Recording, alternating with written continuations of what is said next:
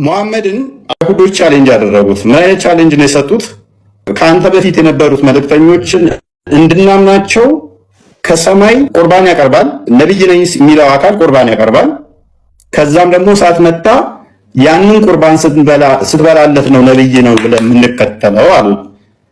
ከዛ ይሄንን ቻሌንጅ አላህ ተቀበለና አዎ መልእክተኞች እናንተ ባላችሁ ታምርና በቁርባኑ መጥተዋል፣ ግን ገላችኋቸዋል አለ። አይ ውሸት ነው አላዘዝኩም አላለም። አላዘዝኩም አላለም። አንድ ሁለተኛ ደግሞ ገላችኋቸዋል አለ። የትኛው መልእክተኛ ነው? ነብይ። አንተ ነብይ አይደለም፣ ቅድሚያ ቁርባን አቅርብ፣ ከዛ በኋላ እሳቱ መታ ትብላለህ፣ ያኔ ነው ነብይ ብለህ የምንከተልህ ብለውት፣ ከዛ እሳት መታ ከሰማይ በልታለት የተገደለ መልእክተኛ ማን ነው? የትኛው ረሱል ነው? ሁለተኛ እነኚህ ሰዎች ባልነበሩበት ላይ ገዳይ ተብለው ተወንጅለዋል። ይሄ ክፍል አይሁዶች ሙሐመድን እንዴት አድርገው ትሪክ እንዳደረጉት በደንብ የሚያሳይ ክፍል ነው። ብዙ እንደዚህ ሙሐመድን የሸወዱበት ክፍሎች አሉ። ይሄ ሰውዬ አቃል አያውቅም ነው በቃ። እነሱ አይሁዶች እኮ ሲንዲ ብለን ብናዘው ነቢያቶች ነቢይ መሆናቸው የምናረጋግጠው በዚህ ነው ብለን ብንለው እውነተኛ ነቢይ ከሆነ አይ ዋሽታቸዋል፣ በዚህ አይደለም መስፈርቱ ይለናል። ሐሰተኛ ከሆነ ግን አያውቅምና ዝም ብሎ ይቀበላል ብለው ቻሌንጅ ያደረጉት። ማሜ ደግሞ እውነት መሰለውና ናው ባላችሁት እኮ ነው መልእክተኞች የመጡት፣ ግን ገድላችኋቸዋል አለ። አይሁዶቹ ምን አልፈታለ ቢሉ እኛ እንዳንቀበልህ አንተን እንደዚህ ታዘናል ተውራት ላይ አሉት። ቀላል ሲምፕል እኮ ነው ሎጂኩ። የት ቦታ ነው የታዘዛችሁት? ተውራትን አንጡና አንብቡልኝ ቢላቸው ማሳየት አይችሉም። የለም ማሜ ግን ያለ መሰለው። ምክንያቱም ሳይ ቡኻሪ ላይ ሳይ ቡኻሪ 1913 ላይ መሐመድ ማንበብ ስለማይችል ይፎግሩታል ማለት ነው። እና ተጽፏል ተውራት ላይ አሉት። ማሜም እውነት መሰለውና አሃ እነዛ ነበር የሚመጡት። ኦኬ እነዛ ከሆነ እነሱን ገላችኋል፣ እኔንም ትገላላችሁ። ካመጣ እሳት መጣ እንዲረጋገጥ ከሆነ ትገሉኛላችሁ። ስለዚህ አያስፈልግም ማለት ታምር አያስፈልግም። ሱራ 13 ቁጥር 7 ነው። ሼክ አርሲ ማምለጫ መንገድ ማለት ነው። 13:7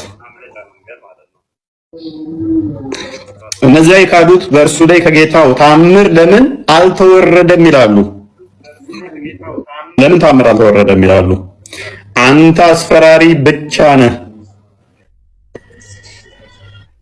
እናንተ ባላችሁት ታምርና በዛም በቁርባኑ መጥተዋል አለ አይደለ? እዚህ ጋር ምን አሉ? እነዚያ የካዱት ለምን ታምር አልተወረደለትም ይላሉ።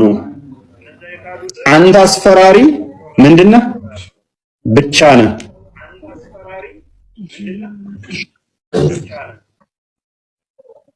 ሌላ አይደለም። ታምር የለህም፣ ቁርባኑም አይመጣልህም ተብያለሁ። ማምለጫ መንገድ ማለት ነው። መሐመድ ዜኒ አማርኛ ቁርአን ተፍሲር እንደዚህ ሲሉ አስቀምጠውታል። ቀጥል አንብበው። እንደዚህ ይላል አላዘዛቸውም የሚሉትን እዚህ ጋር ምን ይላል መሰላችሁ? ላንብብላችሁ ስሙ። ከኢምራን ቤተሰቦች ምዕራፍ አንቀጽ 183 ላይ ሲፈስሩት እንዲህ ብለዋል። እኛ አንቀጽ 183ኛው አንቀጽ የወረደበት ምክንያት ይላል የወረደበት ምክንያት ከአብ ኢብኑ አልአሸሪፍ እና ጓደኞቹ ወደ ነብዩ በመምጣት አላህ ወደ አንተ መልእክተኛ አድርጎ ልኮኛል፣ መጽሐፍም በእኔ ላይ አውርዷል እያልክ አይደለምን እንዴ ብሎ ይጠይቀዋል። አላህም ደግሞ በተውራት ያዘዘን ነገር ቢኖር ማንኛውም ነብይ ነኝ የሚል ሰው ቁርባን አውጥቶ እሳት እስካልበላው ድረስ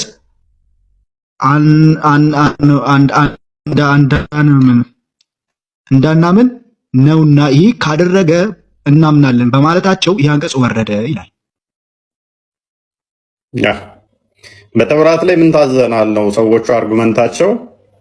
ነብይ ነኝ የሚል ከመጣ አስቀድሞ ከሰማይ እሳት ቁርባን ያወጣል። ከሰማይ እሳት ትመጣና ቁርባኑን ትበላለታለች። ከዛ በኋላ ነው ምናምነው። አንተ መጽሐፍ ተሰጥቶኛል ፈጣሪ ልኮኛል እያልክ ነው። እኛ ደግሞ በመጽሐፋችን የታዘዝነው ቁርባን ያመጣና ነብይ ነኝ ሲል ከዛ ቁርባኑን እሳት ከሰማይ መጣ ስበላለት ነው ነብይ ነው ብለን የምንከተለው ብለው አሉት። ሙሐመድ ከዛ ምን አለ?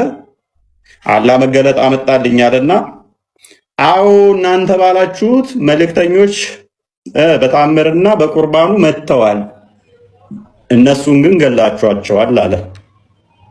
አንደኛ በደንብ አስተውሉ፣ ከስራ ያላችሁ ደስ አንደኛ ፈጣሪ እውነተኛን ከሐሰተኛ ነብይ መለያ መስፈርት ቁርባን መጣ ስበላለት ተከተሉ አለበለዚያ አትከተሉ የሚል መስፈርት በተውራት ውስጥ የለም። የመጀመሪያው ቁርአን ውስጥ የተጠቀሰ ጥቅስ ወይንም ደግሞ አይሁዶች ቻሌንጅ ያደረጉት መሐመድ የሌለ ነው በተውራት ውስጥ። አላህ እውነተኛ ፈጣሪ ቢሆን ኖሮ የምትከተለው አንተ አይሁዶቹን ምን አይነት ቻሌንጅ መስጠት ይችል ነበር? ዋሽታችኋል፣ የት ቦታ ነው እኔ ከሰማይ እሳት መጣ ቁርባኑን እስካልበላይ ድረስ እንዳትከተሉት ብዬ ያዘዝኩት የት ቦታ ነው በሚል አይሁዶቹን ማሳፈር ይችል ነበር። የመጀመሪያ። ሁለተኛ ሙሐመድ የነሱን አርጉመንት ከመቀበሉ አልፎ ደግሞ ምን አለ? እነኚህን መልእክተኞች እሳት መታ ቁርባኑን በልታላቸው ነብይ ያደረጋቸዋቸውን ተቀበላቸዋቸውን ገላቸዋቸዋል አለ። አንተ ነብይ መሆንህን እንድናቅ እሳት ከሰማይ መጣ ትብላለህና ከዛ በኋላ ነው የምንከተልህ ብለው ከዛ እሳት መጣ በልታለት የገደሉት ነብይ የለም። ሙሐመድ ግን ገላቸዋቸዋል አለ። ሌላኛው ውሸት። ሶስተኛ ጠያቂዎቹ ሙሐመድን ሄደው ቻሌንጅ አድርገውት ነው። አቡ ካሊድ በእስልምና የኃጢአት ውርስ አለ?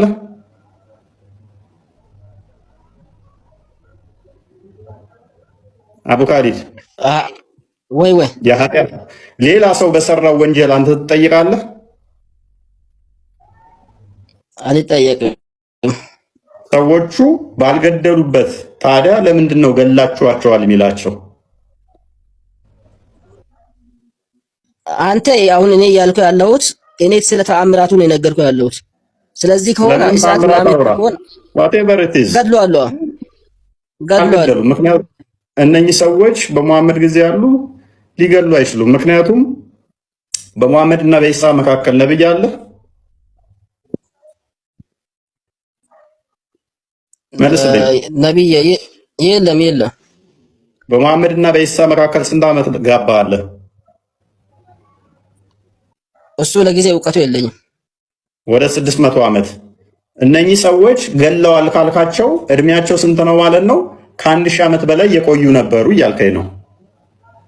አይ ስለ እድሜ አይደለም ያወራን አይደለም። አሁን ይሄንን ግልጽ አጋ እስቲ ሐሳብ እኮ ለኔ ግልጽ አልሆነልኝም። ምን የጠየቅ እንደሆነ ቆይ ገለዋል እነኚህ ሰዎች እያልከኝ ነው? ሰዎቹ ሊገሉ አይችሉም። ምክንያቱም ለነቢያቶች ለእያንዳንዳቸው ብዙ ተአምር ነበራቸው። ገሏቸዋል። ይኖራቸዋል። የማገባኝ እኔ እያልኩ ያለው ግን እነኚህ ሰዎች ገላችኋል እያለ ቻሌንጅ እያደረጋቸው ነው። እኛ እንደዚህ አናምንም ብለው መሐመድን ሲሉት ኖ እነኚህ ሰዎች ደግሞ ገላችኋል እያላቸው ነው። በመሐመድ እና በኢሳ መካከል ደግሞ የ600 ዓመት ጋፕ አለ።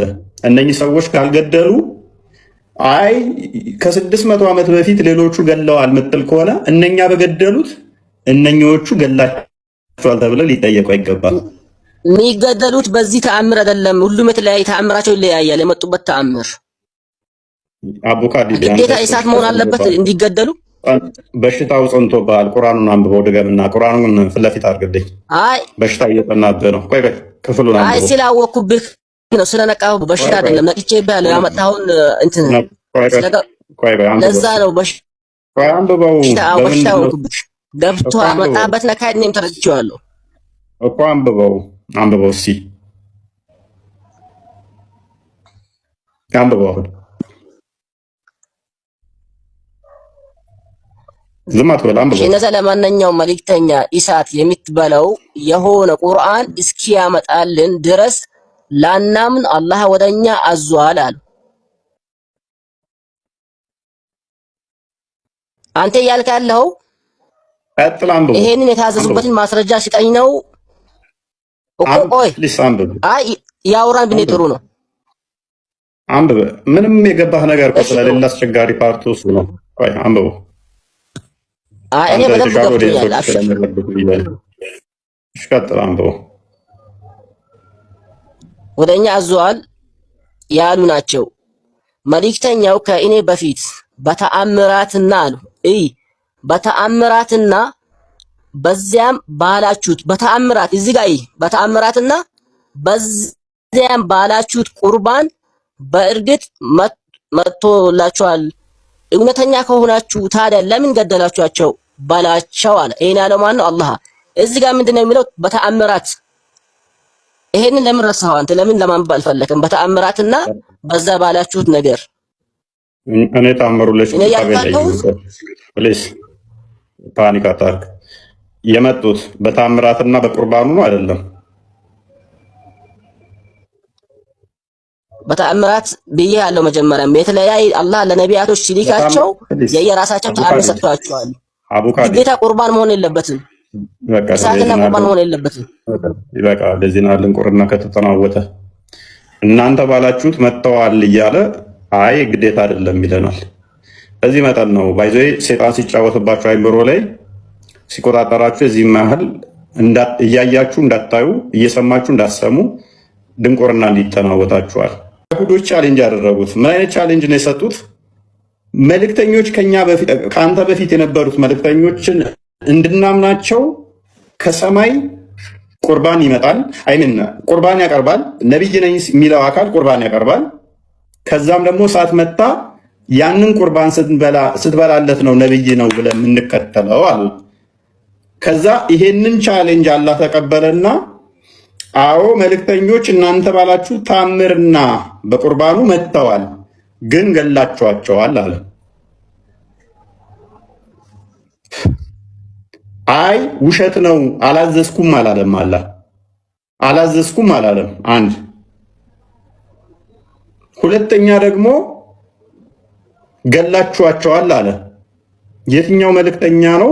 ነቢይ። አንተ ነቢይ አይደለህም? ቅድሚያ ቁርባን አቅርብ፣ ከዛ በኋላ ሰዓቱ መጣ ትብላለህ፣ ያኔ ነው ነቢይ ብለህ የምንከተልህ ብለውት፣ ከዛ ሰዓት መጣ ከሰማይ በልታለት የተገደለ መልእክተኛ ማን ነው? የትኛው ረሱል ነው? ሁለተኛ እነኚህ ሰዎች ባልነበሩበት ላይ ገዳይ ተብለው ተወንጅለዋል። አቡካዲ ዱልቃል